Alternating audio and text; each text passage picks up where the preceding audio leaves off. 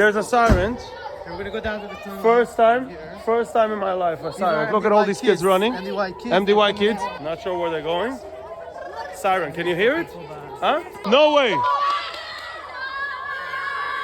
can't see it. You can't see it. No way. No way. No way. No way. Whoa, look. Okay, these are not fireworks technically.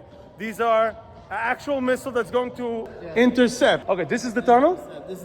I usually come down here because it's the safest area. Wow. Here it's not safe. It's like This is my heart is pounding. It's my first time hearing a siren. the office is not but two offices. What do you mean not Batuk? There's 2 foot.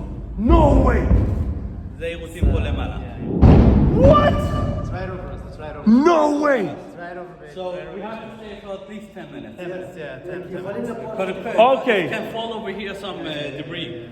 So these bombs we just heard, which I don't know if they heard, there's pieces now in the air that are coming down. Yeah. It takes 10 minutes for the pieces to come down? It can take up to 10 minutes. No way, I'm shaking. No way, this is wow. High up. You know, the missiles are like longer than this.